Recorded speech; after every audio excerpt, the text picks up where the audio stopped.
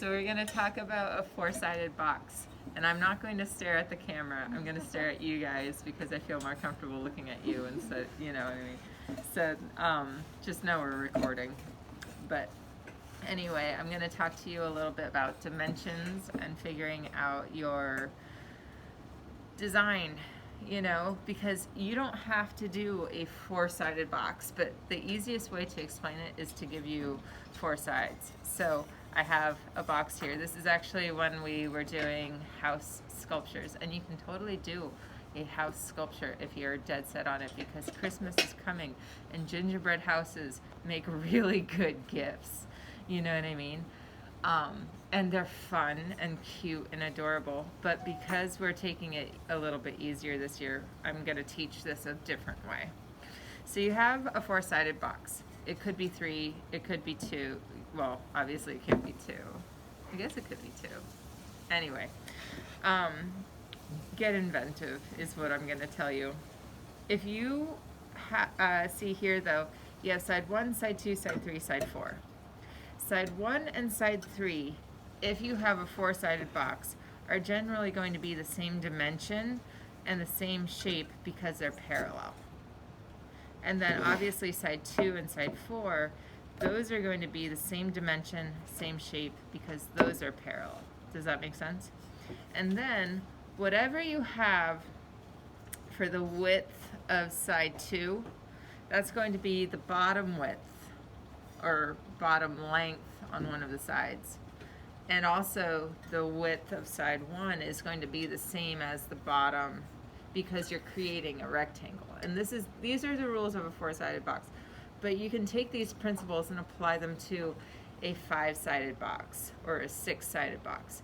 Because if you were to make more than one shape, you could repeat, let's say you want like a very large 10-sided box, you can take 10 of this shape and just stack them 10 around. And then, you know, that could be a design that you so choose to have. And there's limitless designs. Let's say you want a curve to yours, like if you really liked that, because that's one of my things that I gravitate towards. You don't have to decide the same like the same things that I like. I'm just saying I liked it. Well, what I would do is I would design my curved side, right? And then I would have basically a plain straight rectangle side. Does that make sense? Just like here you have something that has like a little bit more bells and whistles to it, and then you have a plain straight rectangular square side. You know, so that's like if you wanted to mix up your designs a little bit with that.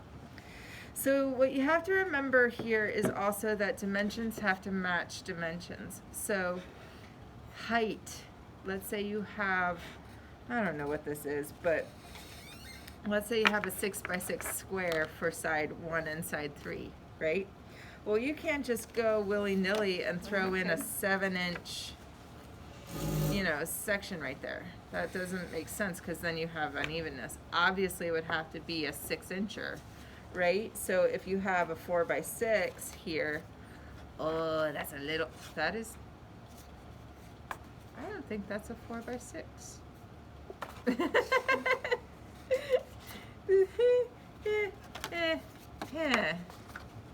See, it matches. Do you love this video?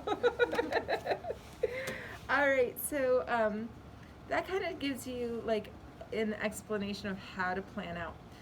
You want to plan out in paper before you plan out in clay, because if you plan out in paper, actual size, like the patterns that you have, then if you screw up, you get to throw out the paper in the trash.